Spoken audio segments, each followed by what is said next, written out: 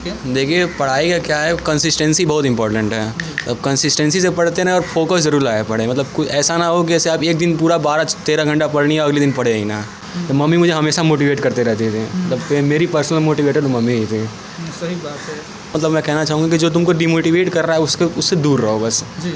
उसको बस बोल दो, भैया मुझसे आपसे कोई ज्ञान नहीं, ज़रूरत नहीं है, बस आप मेरे को छोड़ दीजिए, बस अपना पढ़ते रहो। नमस्कार, VTV भारत न्यूज़ में आप सबका स्वागत है।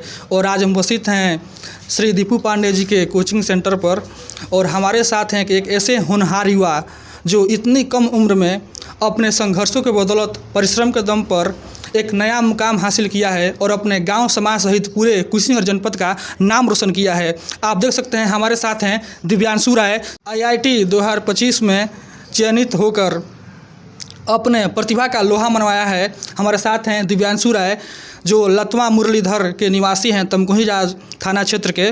और बचपन में ही इनके पिता का साया उठ गया। इनकी माता श्रीमती पूनम देवी जी ने अपने संघर्ष करते हुए और उन्होंने एक आशा कार्यकर्ती के रूप में कार्य करते हुए अपने बच्चों को पढ़ाया लिखाया, और उनका सपना था कि मेरा बेटा एक दिन IIT क्रैक करे, और उसी को उन्होंने आज सपने को साकार किया है।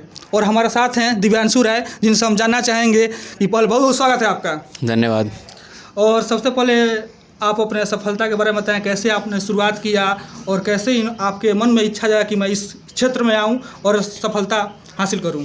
सर, शुरुआत तो यूँ हुआ कि जैसे मैं ऐसे कोचिंग वगैरह में पढ़ना स्टार्ट किया, ये अपने दीपू सर की कोचिंग में स्टार्ट किया। यहाँ से धीरे धीरे मतलब मुझे वो कंपटीशन का माहौल मिलना स्टार्ट हुआ। जी जी।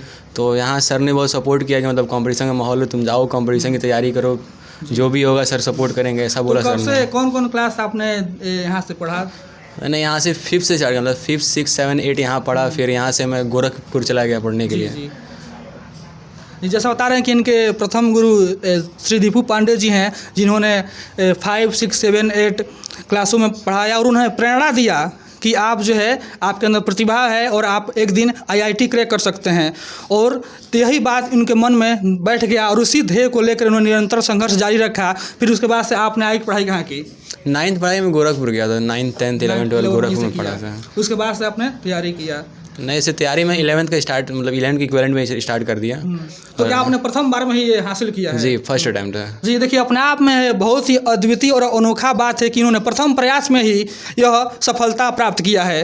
अपने आप में यह एक अलग है, पहचान बनाए हैं। और लगभग आपका उम्र कितना होगा? 18 साल का। देखिए, 18 साल की उम्र में मात्र इन्होंने यह मुकाम हासिल किया है। यह हमारे क्षेत्र के लिए बहुत ही गर्व की बात है, बहुत ही सम्मान की बात है। और आए बताएं, आपने कहानी बताएं अपने सफलता के बारे में, कैसे आपने संघर्ष किया, तैयारी के करते समय कैसे उतार चढ़ाव आपके अंदर आया। कई बार हौसला पस्त हो जाता है, व्यक्ति हार मान लेता है। बहुत बच्चे होते हैं तैयारी करते हैं लेकिन बीच में छोड़ देते हैं, चाहे तमाम तरह के मन है, कई दिशाओं में भटका हुआ रहता है। तो बच्चे कैसे तैयारी करें, और आप क्या सुझाव देना चाहेंगे बच्चों को? आज के जो युवा पीढ़ी है तमाम तरह की दिशाओं में भटका हुआ है, तो उनके लिए आप क्या संदेश देना चाहेंगे? पढ़ाई का क्या है, कंसिस्टेंसी बहुत इंपॉर्टेंट है। अब कंसिस्टेंसी से पढ़ते रहें और फोकस ज़रूर लाया पढ़े। मतलब कुछ ऐसा ना हो कि जैसे आप एक दिन पूरा 12-13 घंटा पढ़ लिया, अगले दिन पढ़े ही ना। आप कम ही पढ़ें, 6 घंटे पढ़ें, 8 घंटे पढ़ें, लेकिन देरी पढ़ते रहें। और इस तैयारी के लिए कितने घंटे पढ़ाई करें, इसके बारे में बताएं थोड़ा। जैसे ऐसे कुछ कह नहीं सकते कितने घंटे पढ़ाई करें, लेकिन जितना आपकी कैपेसिटी हो उतना पढ़ते रहें। इसका कोई टाइम टेबल भी है पढ़ने का, कि आपने कोई टाइम टेबल बनाया था इसके बारे में? देखिए, अगर सच बोले तो टाइम टेबल मैंने बहुत सारे बनाए, लेकिन फॉलो कोई भी नहीं कर पाया था। जो केमिस्ट्री के फार्मूला हैं, जो इक्वेशन, कैसे आप मतलब याद करते थे उसको? बस वो प्रैक्टिस करते ही याद हो जाए, बार बार रटते थे उसको, बार बार लिखते थे, ऐसे याद हो जाते थे। नहीं, बहुत बच्चे होते हैं कि उनको मैथ तो लगा लेते हैं, फीस भी लगा लेते हैं, केमिस्ट्री में थोड़ा बड़ा उनको दिक्कत होता है। शुरुआत में दिक्कत तो मुझे भी हुआ था, लेकिन धीरे धीरे करते करते वो भी हो ही गया। जी। और हमारे ग्रामीण क्षेत्र के जो बच्चे हैं, जो जिनके मन में कुछ सपना है कि हम भी कुछ करें, कुछ अलग करें, सपना साकार करने का अपना ध्येय रखे हैं, अपना उद्देश्य रखे हैं, तो उनका इंटेंशन जो होता तो है बड़ा करने का, लेकिन बड़ा कर नहीं पाते हैं। क्योंकि कई बार होता है कि वो कई दिशाओं में मन का भटक जाता है, या फिर कई बार होता है कि जो है तमाम तरह के समस्याएँ आती हैं, उनका जो निरंतरता है पढ़ाई का नहीं हो पाता है।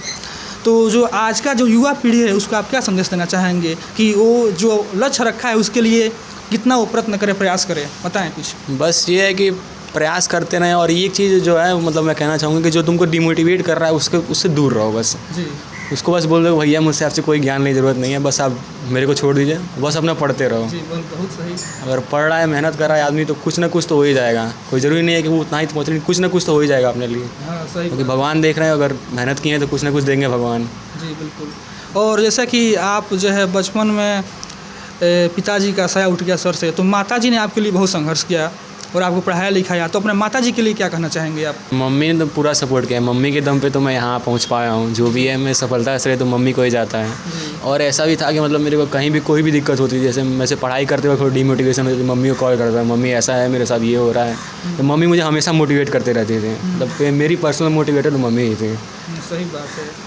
जैसा कि अभी हम सुन रहे हैं दिव्यांशु राय जी को, बता रहे हैं कि जो है इनके मम्मी जो है बहुत बड़ी सपोर्टर रही हैं। जब भी ये डिमोटिवेट होते थे, उत्साहित होते थे, तो अपने माता जी को कॉल करते थे और मम्मी जी सही सुझाव देती थी और उनके अंदर फिर से नव ऊर्जा का संचार होता था और फिर से अपने पढ़ाई में लगे रहते थे।